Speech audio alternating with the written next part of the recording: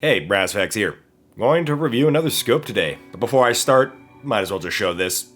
Yeah, so I'm guessing most of you had an actual vocalization of hell yeah, or what in the Aztec Rorschach nonsense gimmick is this? Well, let's give it a look. This is a review of the 1-8x first focal plane EP8 from Arken.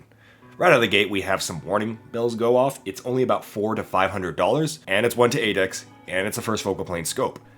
That is a premium feature set no matter how you cut it. And typically, if you put a premium feature set onto a budget scope, you don't get a premium scope, you just get a bunch of features executed poorly. However, when we look through the 1X, we get, oh, okay, actually a really decent 1X. Alright, I guess first impressions might not be everything here. This video is sponsored by Venture Surplus. Because seriously, have you seen the price of current modern tactical gear? I just dropped $500 on a chest rig, please send help. Sometimes you need to fill holes in your preparedness, camping, tactical, or regular use case, but you don't really want to pay brand new Gucci prices for what amounts to an identically looking generic GP pouch, windbreaker, or cap, or whatever. That's where Venture Surplus comes in. It's a rotating inventory of used and new surplus gear from, you guessed it, the US military, and actually more. That is offered at literal fractions of the price of modern variations of that gear. Seriously, when I need a piece of kit, I generally actually check Venture Surplus and then probably eBay, because 75% of the time, I can get what I need from there for way less. So put Venture Surplus into your bookmark bar. Shit, set it as your homepage, you won't. Anyways, thanks for Venture Surplus for sponsoring this video. Back to the riveting intricacies of tubes with melted silica. Big ounce wears option to Ukraine? Is that an option?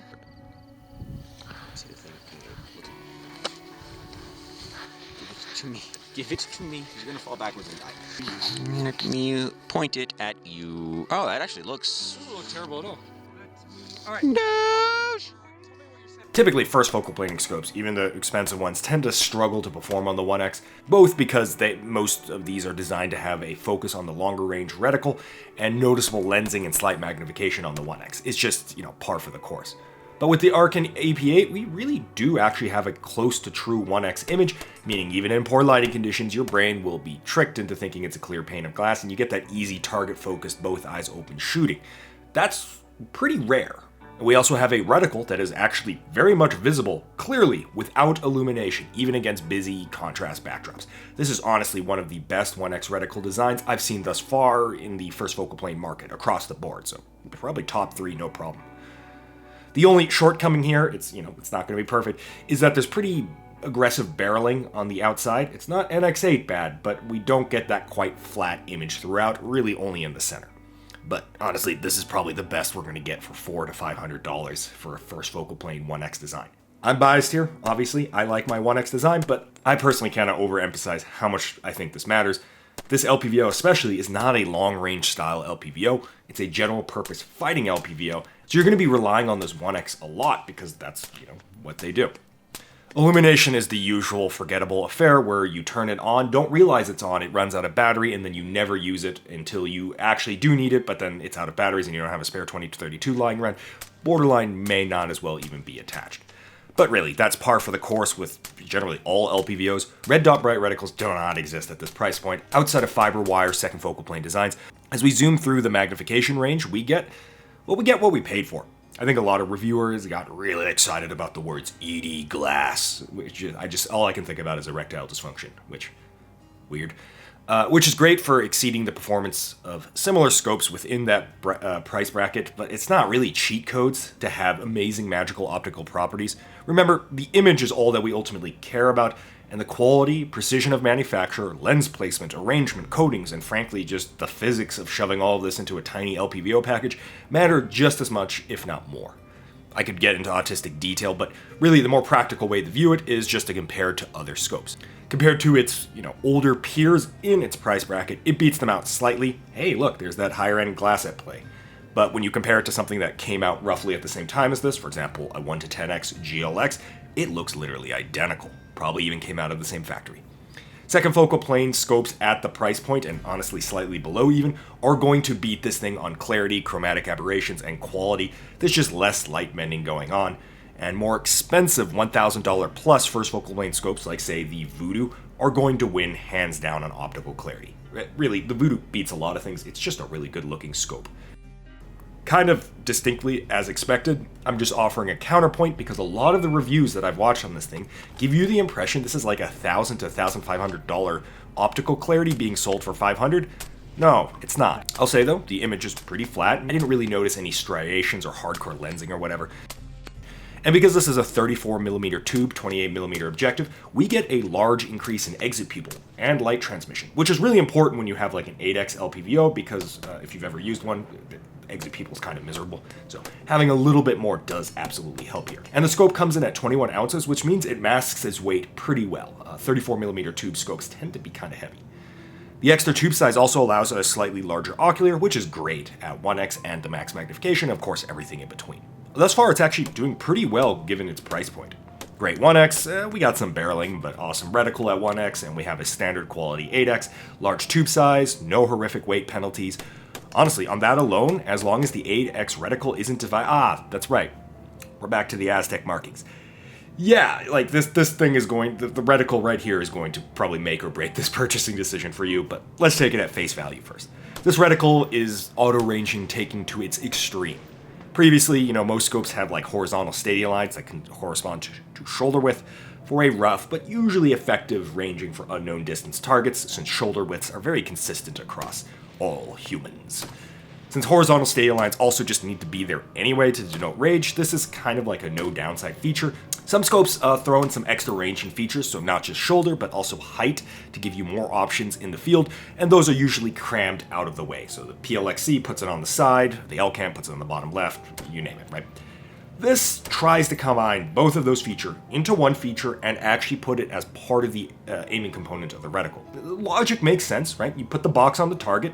If the box is too small, you go to the bigger box, and when the box roughly matches the size of your target, you pull the trigger and you're going to get a hit. So kind of an automated shooting process.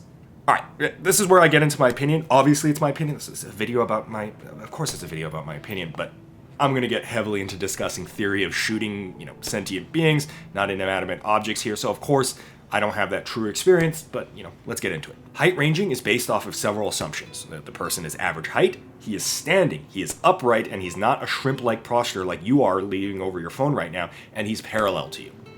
None of these are common in real-world conditions where people are moving with gear, backpack, on different terrain than you. In practice, quadruple stacking averages is not a recipe for success, and thus we get some serious bad results. Now, it's not like these features are useless, not at all. It's nice to have in the toolkit. I just don't think it should be the predominant design of the reticle because it's so inconsistent, and it comes with serious downsides that really manifest outside of shooting at golf course-style freeway ranges. So, this reticle is configured and assumes a 50-200 yard zero, give or take. I zeroed for that, and I was mostly on target right up to about 550-600, and past that the reticle kind of falls apart, but that's fine. It's a fighting rifle reticle, who cares? The issue is the reticle doesn't really start, it doesn't even start till 400 yards, meaning you're going to be holding an open air, both windage and elevation from 200 to 400. We do have this horizontal stadia line at the top of this L thing, but it's really unintuitive to use an uneven, L shape, as our brain seems to want to bias one side or the other. Should have just had a small center pip, in my opinion. The 200 to 400 yard range seems to be an afterthought on the scope, which is very odd to me because this is billed as like a general purpose rifle scope, and the sweet spot for those rifles is 0 to 400. Defend Burger Town! I thought you were gonna fucking... Now, I know the counter argument is a, minute of man, human-sized target is bigger than that gap in the crosshair. Just aim slightly high and you'll be good. Look, if I wanted to limit myself to a standard of shooting full-size, upright, front-profile humans as my accuracy standard, I think I'd just use a red dot with a battle zero. But we buy LPVOs because we expect a higher level of granularity and accuracy. Hate to break it to you, humans tend to not enjoy being perforated, so they tend to crouch, hide behind cover, get prone, or only stick their heads out in short bursts, whatever, you name it.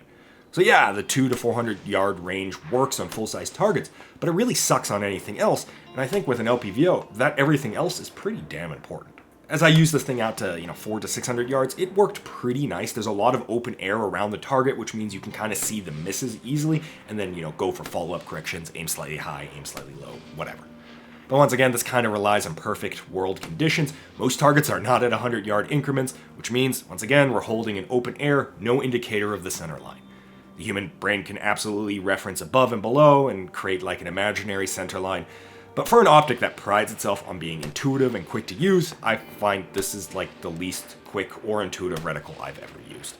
Yes, I know the person that designed this reticle is an SOF veteran. I don't care.